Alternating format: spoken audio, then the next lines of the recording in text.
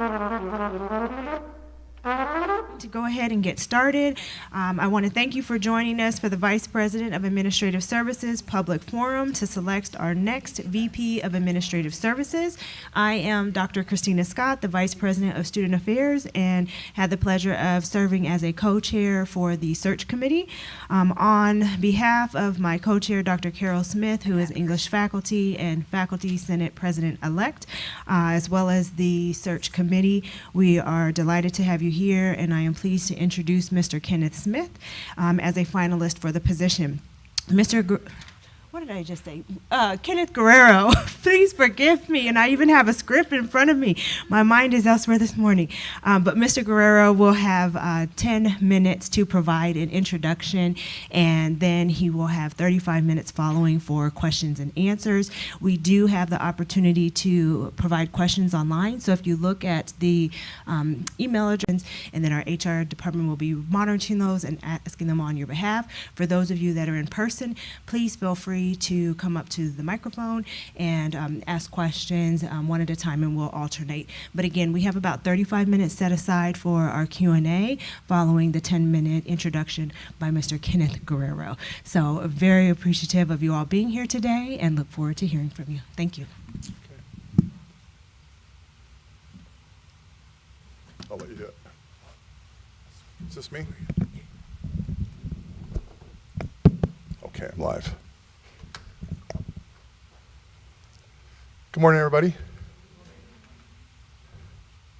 So thank you for hosting me here this morning and today. I have about 10 minutes to walk through what I refer to as my journey or introduction of who is Ken Guerrero. And I promise I'm not that complicated. So I wanted to share with you, being that I only have 10 minutes, some of my journey.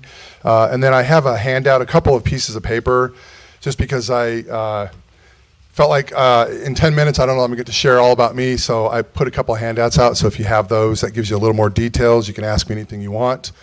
To start off with, I'm a three-time veteran. I served 3 times in the military, honorably discharged 3 times, twice in the Navy, once in the Army. I was a captain in the Medical Service Corps.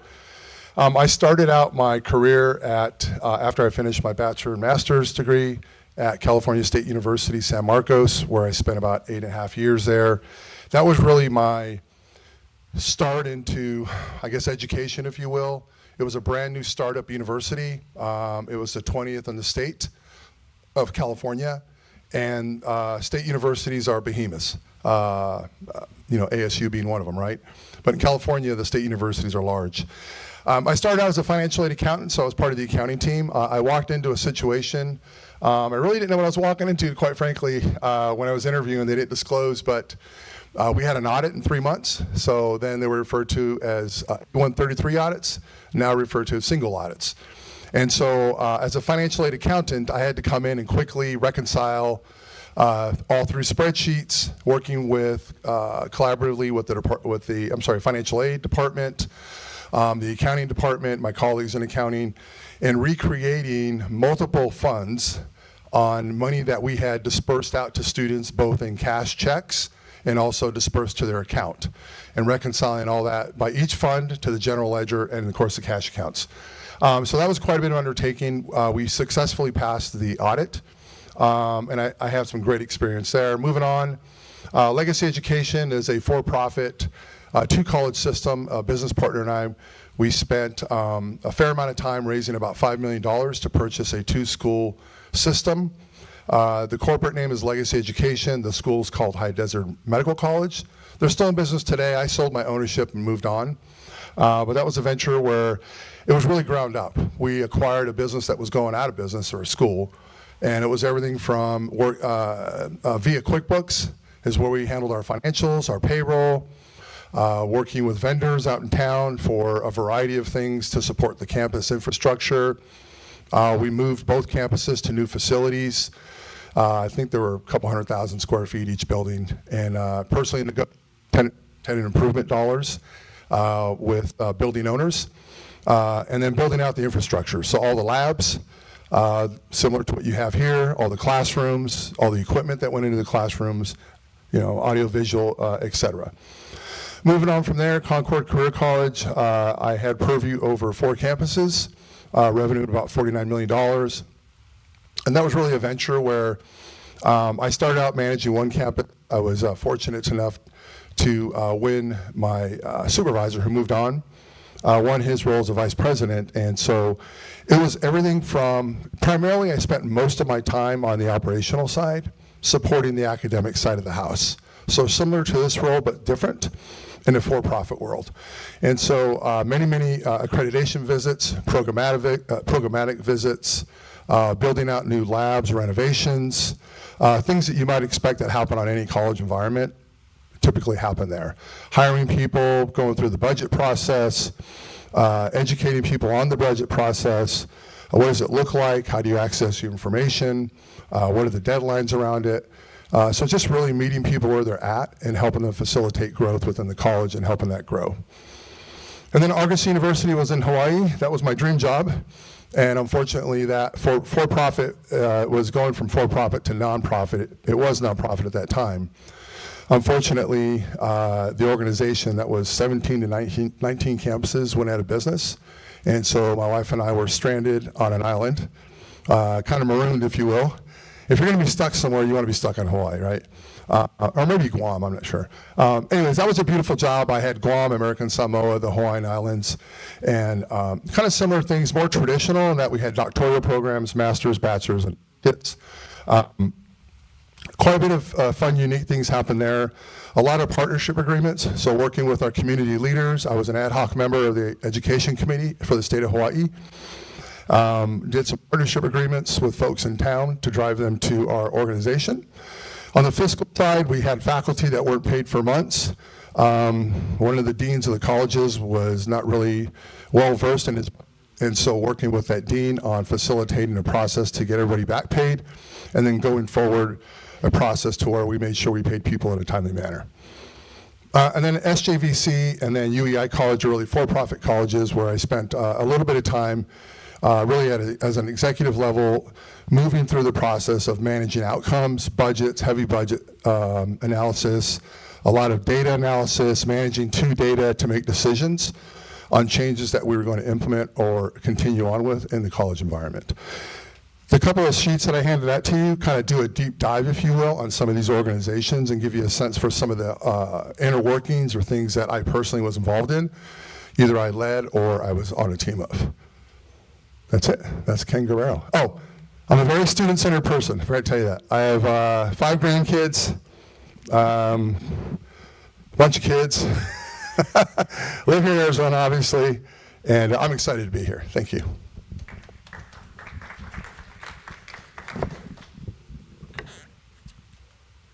Button. Well, I probably don't need this while it's coming on.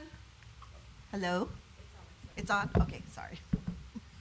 So does anybody have any questions for Mr. Guerrero? You can come on up to the microphone and ask your questions. I do not have any questions online as of yet.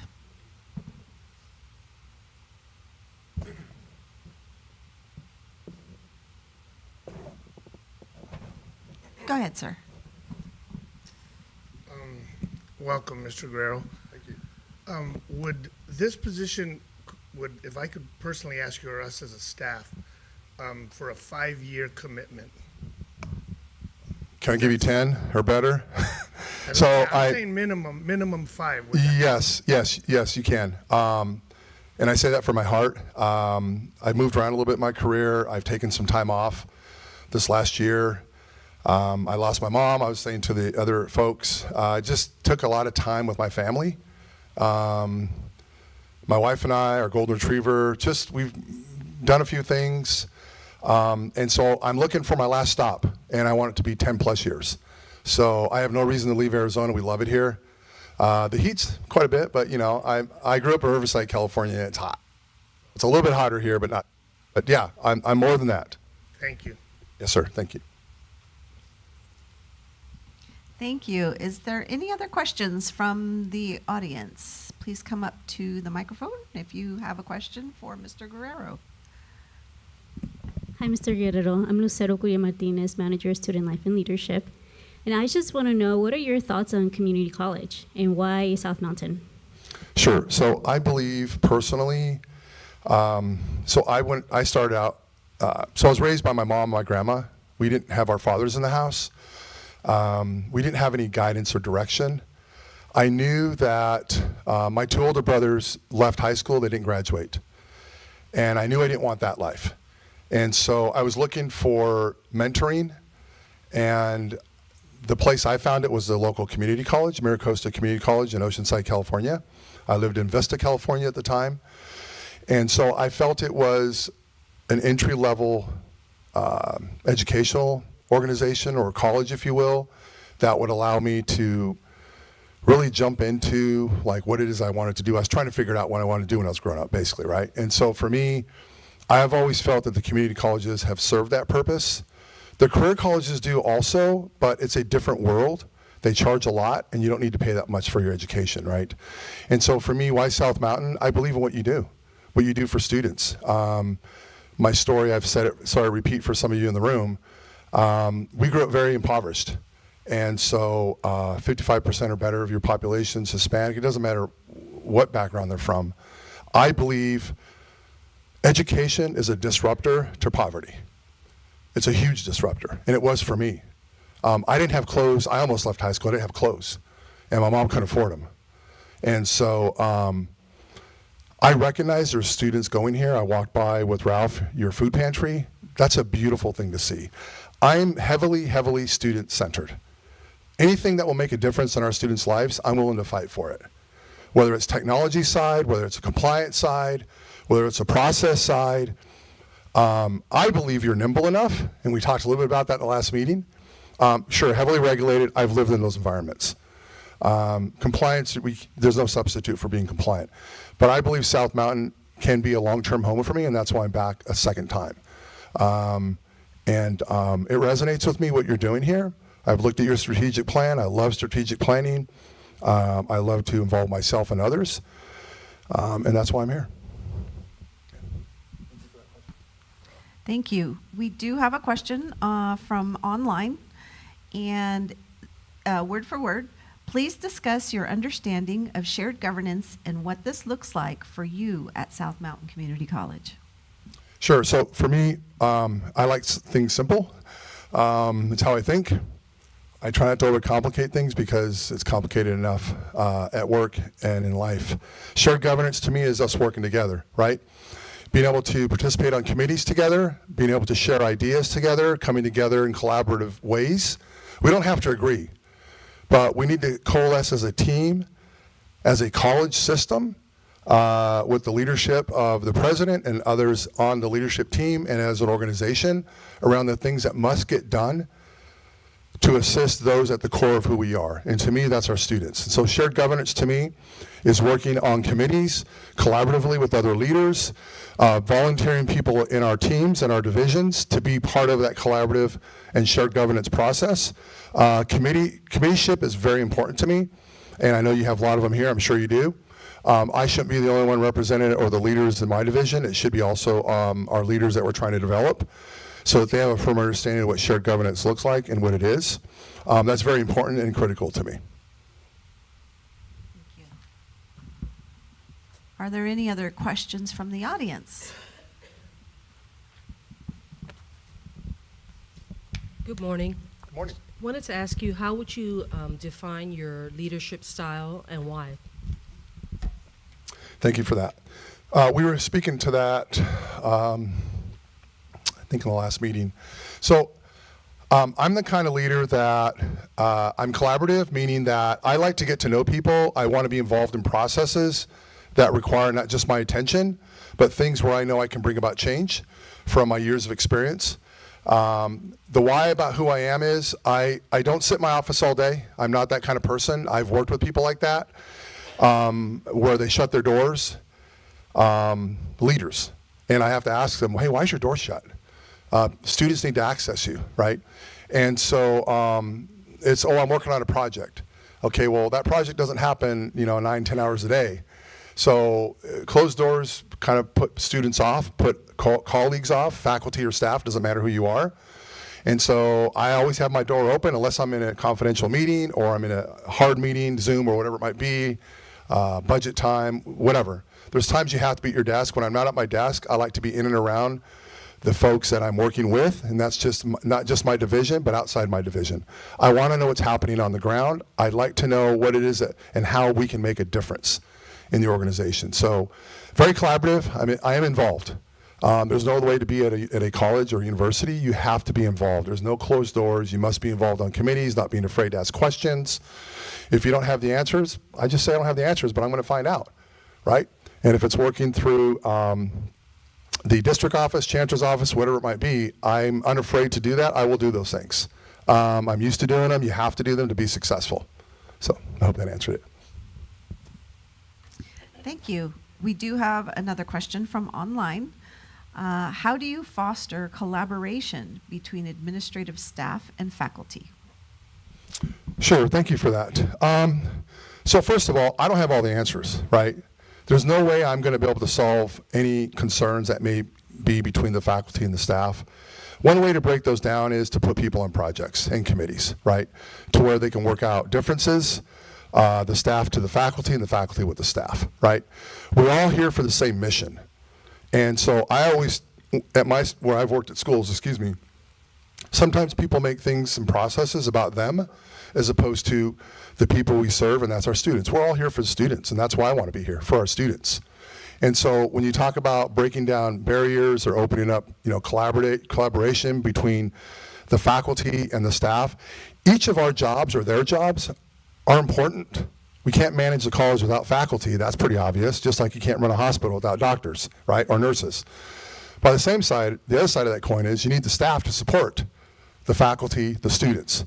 So I think, understanding and level setting with each groups, if I have to insert myself to bring about some collaboration, I've done that before.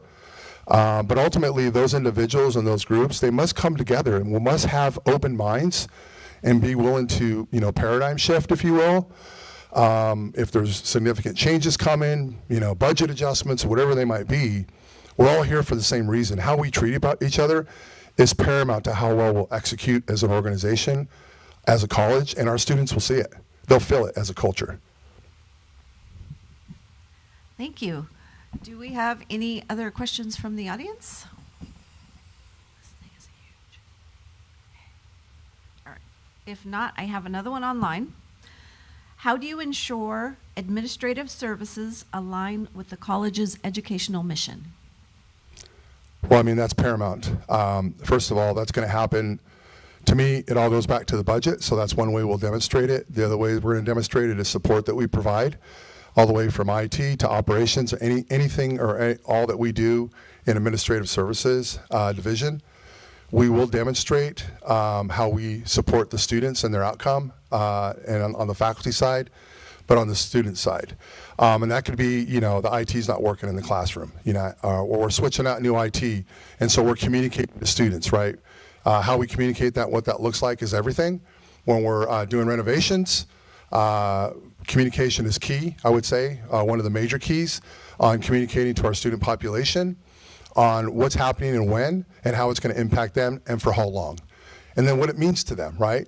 It's anybody renovate their house before? It's not fun, right? And so you're kind of put out for a while.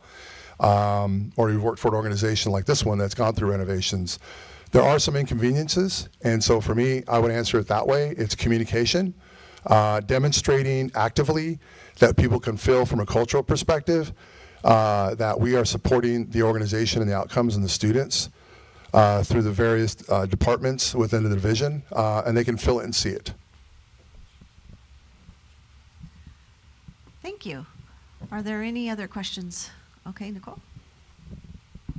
Hi, good morning. Nicole Watts. I'm the Director of Admissions and Records. I'm wondering, based on what you currently know of South Mountain Community College and the Maricopa County Community College District as a whole, what sort of innovation do you feel like is possible? And could you give an example within your first 3 to 5 years? I don't really have an answer for you specifically, but I would know that, I would say that we need to focus on AI and what AI can do to manage our admissions process. How can it improve our process? so that it's quicker, faster, maybe more convenient for students. I know that AI is touching. I've done a deep dive on my professionally, trying to, as I interview, looking at different practices and processes.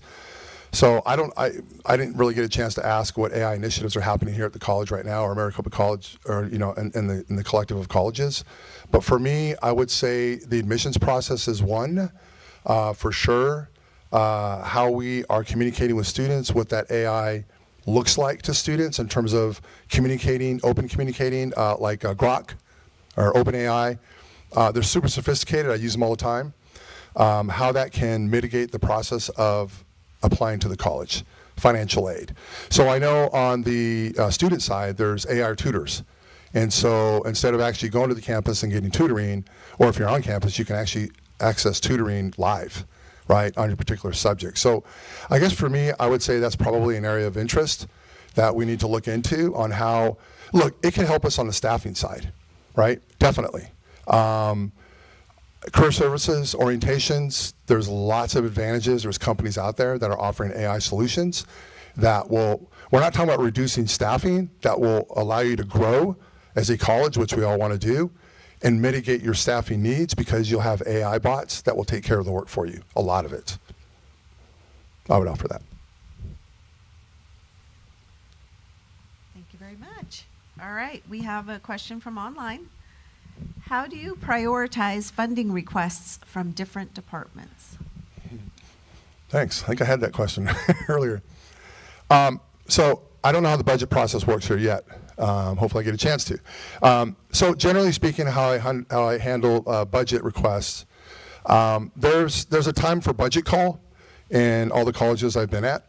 And so it's well known, everybody all year long is getting ready for their CapEx requests, any renovation, equipment, staffing, IT, whatever it might be that impacts their particular workspace or area.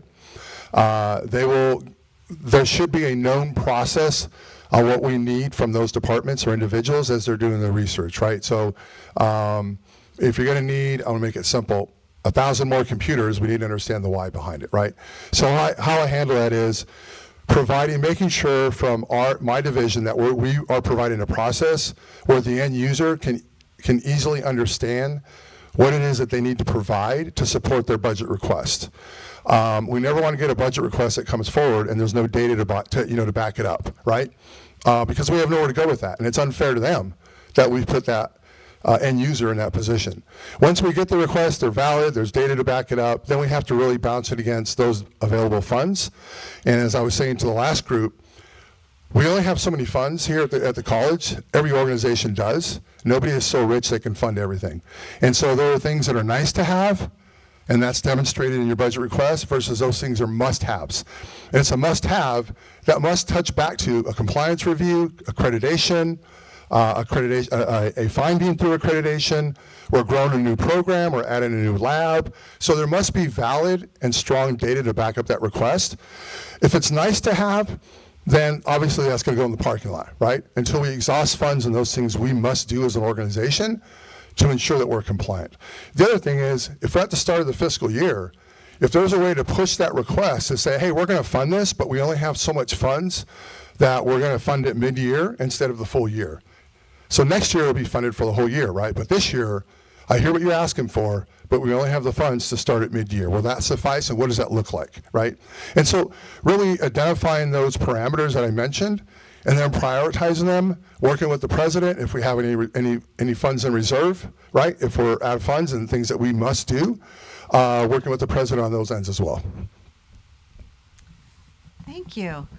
Are there any other questions from the audience? Okie dokie. I have one online. Next question. You've owned and worked at for-profit colleges, but are now championing community colleges. Why the change of heart? So the for-profit industry is going through significant change at the Department of Education level. The Department of Education may not be here, or it's going to be scaled back. What's going to happen with that and what it looks like is anybody's guess. But this has been going on for a lot of years. The last organization I worked for unbeknownst to me, after I joined them, they had 3 divisions. They lost 17 campuses overnight for their admissions practices. They weren't always that way. And I'm fortunate enough to where I worked at a state university or a college that I understand the difference and how things were managed from admissions all the way through assisting students with, student services, job placement, whatever it might be, right, that we provide at a college or a university. So there really hasn't been a change of heart for me. I've been looking deeply and interviewing with a few select community colleges that I thought I would want to spend the next 10 plus years at. I believe what we do at a community college is wholesome, it's accountable, it's compliant, and we're helping students, people that need the help the most. It's scary to really venture out into college. Community college is a great place to start, to really get your footing on what it looks like to be a student, what it is to be responsible as a student before you move on and transfer to a 4-year university, right? And so I've lived that. I know what it looks like. And so why a change of heart? There really hasn't been a change of heart. I've struggled for a long time with that profession. It's kind of like being an actor and you're typecast. I've been typecast for a lot of years of being in the for-profit world. What we do in for-profit and nonprofit is the same. We're trying to help students become, to move them along in life through education, whether it's through a certificate program or a degree. It's the same difference. How we go about it, though, is everything. The momentum operationally and how we support students, you do it here at such a deeper level, more meaningful level in a community college environment than the career college market can ever do. And there's some large career school markets that are very, very sound, and they do a great job at this. But they don't have really the base that you do in terms of funding, believe it or not. That's going to sound kind of maybe scary or laughable, to really execute on what it looks like to support a student. They just don't. And so for me, it's not been a change of heart. It's been a passion of mine. It's really me over the years looking at community colleges, looking at universities, and finding the one that I believe I can insert myself in and make a difference. Thank you. Do we have any questions from the audience? If so, please come up to the microphone. Okay. I have one from online. What role do you see administrative services playing in community outreach, and how do you ensure the college is responsive to community needs? Thank you. Well, first of all, I need to level set with the president to understand her vision as we support the community and outreach to the community. I've certainly done a lot of outreach to the community. I personally, along with my academic dean, some of my staff leaders, we've executed in going out to a variety of organizations and signing what we call partnership agreements. That'll drive brand revenue, but also drives student revenue into the college. I'm sorry, brand awareness, but students coming into the organization. I've worked with workforce investment folks and meeting with those individuals, helping them understand what the colleges that I was with at the time, Concord Career being one of them, and bringing about, this is what we offer, this is what we do for your students, here's our pricing, some more awareness. On a nonprofit perspective, I've worked with a couple of nonprofits at Concord. Because we had a hygiene clinic, it was really bringing ourselves into the community and offering dental days on weekends for people that were underinsured, no insurance, or unhoused. And we would provide extractions, x-rays, cleanings, because we had hygienists, right? And so we would have dentists that would volunteer. So I've done everything on that level. I've also opened up at High Desert Medical College. I don't think they have it anymore, I'm not sure. We opened up an ultrasound clinic, and kind of the same thing, right? Underinsured, no insurance, or unhoused. So a way of extending ourselves into the community in a nonprofit way. We offered our students a place to practice because they needed it as part of their curriculum for graduation. So I've done a lot of those things. I've also met with business leaders as far as like bringing in revenue to the college that is unrestricted. I have a lot of ideas on things that we could possibly do here. There's naming conventions, putting names on hallways, names on labs of large organizations, names on buildings to bring in revenue. That could be unrestricted revenue, right? That we could use for additional staffing, right? One-time IT, build-outs or one-time classroom build-outs, right? Breaking down walls and building up new things. So there's a lot of ways to do that. I have many resources in the industry that have folks that have done these things to lean on, so I don't have to recreate the wheels. So for me on the community side, I need to first understand the president's vision and how my division administrative services can support what it is that she wants the college to do, and then move on from there. Or I should say forward from there. Thank you. Are there any questions from the audience?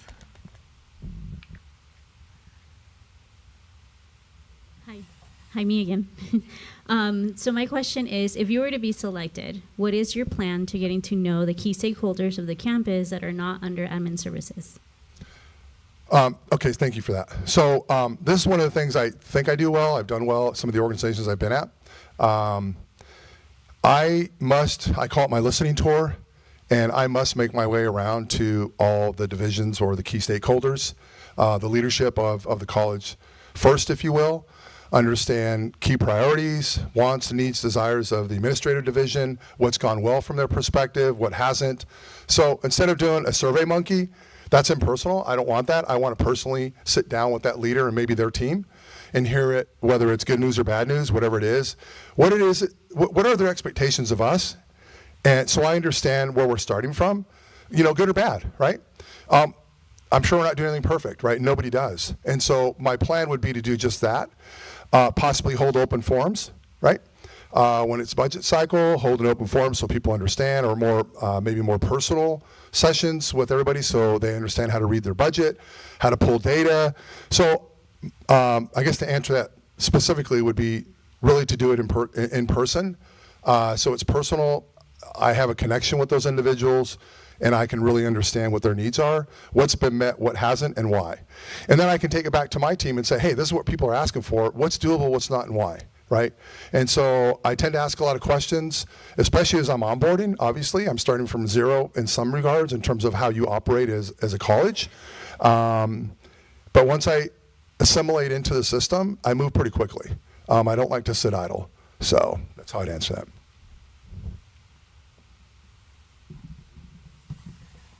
Thank you.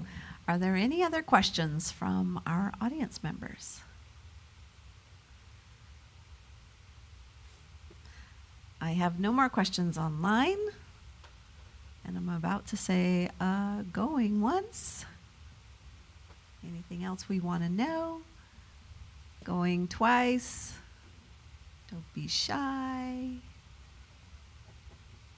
Okay. Oh, you got a question, Ralph? He's got a question.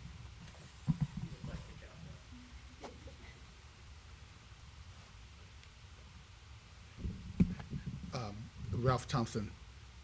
One of my questions is, as we support student success, how do we see budgets coming in to ensure that our students are not only successful, and as we build our BHS program, our bachelor's degree program, how do we see funding to make sure that we are a stellar organization across Maricopa? Sure, thank you for that. So I'm big on competition. If you see my resume, I worked for American Express and CIT, selling student loans back at that time. I'm a competitor. And so first of all, I can't give you specifics because I'm not in the process. And then what are the outcomes that we want, right? So overall, what does the strategic plan look like for that initiative that you mentioned? What have we accomplished? What has gone unaccomplished? And from a fiscal perspective, what are the needs still to support that initiative? And they can't be funded this budget cycle, so I know that we need to fight for those next budget cycle as it relates to those outcomes that you kind of generally spoke about. What are those outcomes? What do they look like, right? Is it persistent rates? Is it student support around tutoring? Again, I'm going to ask about AI. How do we introduce AI into the process to where it'll mitigate some of the funds we need, mitigate staffing behind it, especially as we bring out new things. We have to ask ourselves what technology exists to reduce staffing needed for that new initiative. Not staffing already here, but staffing that we want for a new program. It's our responsibility to ask those questions as leaders and non-leaders. We're all leaders here. What technology exists that'll help drive that initiative forward, right? That'll mitigate costs. We look smart. We can go on the tour, on the circuit tour, for other colleges, sister colleges, and they can ask us, how did you do that and why? That's how I answer that. Go ahead. I heard you mention earlier that you've been 3 times in the military. Thank you for that. I'm really curious to know how you feel your military training and background has shaped the way you lead organizations. Sure. So thank you for that. So I was enlisted in the Navy. I was a medic or hospital corpsman, if anybody knows what that is. Most of my time was served with the Marines. I was an 8404 field medic. So I was living in foxholes, getting dirty, shooting M16s, 9mm.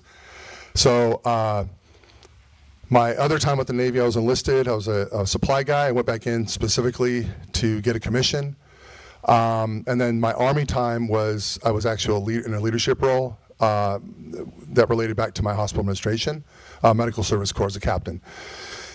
What I learned from the military as a whole is you have to work, so when you're in the military, you meet people from all walks of life.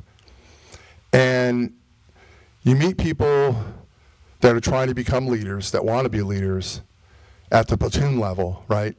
Or the department level, and they struggle. What the military showed me is that there's a brotherhood or sisterhood of you have to help each other. So we move as fast as our slowest person. That's what I learned overall from the military is, and in business, if there's a division or department that doesn't understand how to access data from a budget perspective, then I feel like I have failed. And so my military training, I would say, taught me that in a way that you move as fast as your slowest person. You don't leave anybody behind ever on the battlefield, or literally, it doesn't have to be the battlefield. It could be administratively. Leaving that person behind means you just don't care what they do. You're okay if they fail. Failure was never an option in the military, especially now with staffing. It was never that generous when I was in either. And so the military is a lot of duplication of services, and it's intentional that way, obviously in case people fall out, right? Get shot, sick, whatever it might be, right? We don't have that liberty or option in the business world or in a collegiate environment. And so those are some of the things I learned and more. Really is taking care of individuals. Obviously, as a corpsman or a medic, I took care of people. Yeah, so that's why I went into that field. I think I said on the committee on the phone, my wife tells me this all the time, I wear my heart on my sleeve. I generally care about people. There's so many people that helped me get here today to stand in front of you. I can never thank them enough for everything they did for me. One of them was my longtime mentor. That's one of my references. She's retired now. I worked with her at the State University. But she taught me a lot of things professionally on managing time. The old Franklin Covey daytimer that we all used to use, right? Total quality management. She came from Hughes Aircraft, and so she brought that over, right? And so I love to learn. I love to listen and assimilate. I don't sit idle. I move quick, but quickly with data and reasoning behind it. I hope that answered it. Any military veterans there? Got to be some. Awesome. Thank you for your service. Thank you. Okay, we have 2 minutes before your closing. So if anyone has a last, short question, I think I got one. Is there anyone in the audience? Because I'm about to read one from online. But you got 2 minutes. So how have you handled sunsetting programs and services when budget reductions need to take place? Okay, thank you for that. So 2 minutes. So I've walked into situations where we've had to sunset a physical therapy program assistant, so PTA. I walked into Concord Career to the San Bernardino campus where my predecessor the program didn't make it through accreditation, right? Accreditation's everything in your college. They give you the go to actually work there, right, to exist. They didn't handle that properly, and so when I walked in, I had to assume the responsibility of closing out that program. We had to do stay bonuses for faculty. We had to, there were a lot of legal requirements around students, on communicating to students, so mitigating that, managing that, ensuring You talk about the military, you must check the boxes and you must validate that they're checked. So everybody got information on what it looked like. We gave them options to go to other campuses where we offered the physical therapy assistant program. And so we had to also manage that through the process. And then the accreditation side, we had to communicate back out to our accreditors that this is what we were doing to close out the program and what it looked like. We did that successfully. It was painful because there were students that took on a dream that we didn't fulfill for them. And so sometimes you have to do those things, right? Same thing with merging departments or moving people around. I've had to do that several times. But it's all in the vein on the process side around ensuring and sharpening our processes to support students. And I've done that as well. Thank you. You have 5 minutes to do your closing remarks. Okay. Okay? Well, thank you for having me here a second time. I hope I'm demonstrating that I want this job a second time around. Look, I have a lot to give. I hope you have felt that and heard that in this open forum, that I believe education is a pathway forward for everybody in life. There's very few of us that are born with the platinum spoon, the gold spoon, that really don't have to work or worry about, where your next meal is going to come from. How are you going to support a family? How are you ever going to afford a house, an apartment? I believe it is what you do here. I want to be part of it. My history and my work experience I've passed out to you. Hopefully everybody got a copy of it.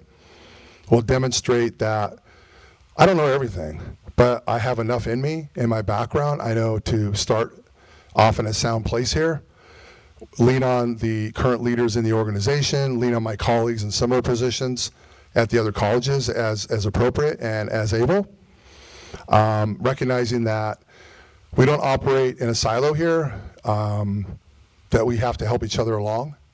But I want to be here. I know I can do this role. I've done this role actually at most of the colleges I've been at. Supporting academics from the fiscal side, the administrative side is everything. That's where our students are. That's where the outcomes come from, right? How we grow the organization or the college from a community perspective, working with business leaders, partnership agreements, extending what we do for the community here, managing that, marketing it. I've done a lot of those things as well, meeting with our local legislators. I've done that consistently. That's critical. Obviously we want them at commencement, right? But that's not the only time we want the mayor to be here, right? Or our state legislator or our federal legislator. We want them in and around what we're doing so they can advocate on our behalf when we need them, right? So it's making friends in high places. I've done that consistently throughout my career. Very, very important to me. So I have a lot of different skill sets in me. I'm a serious operator, I always say. You can count on me on the business side to get things done and to work with the college collaboratively. I won't always have the right answers or the answers you like, but I'll definitely take time to explain to you how we arrived there with data. Okay, not because I felt that way. It's the data that drove us there, right? It's not personal. What we do here is everything around our students and to move forward the vision of the college, right? The president's vision, right? Under our strategic plan that we have for Maricopa College, right? And our own strategic plan, right?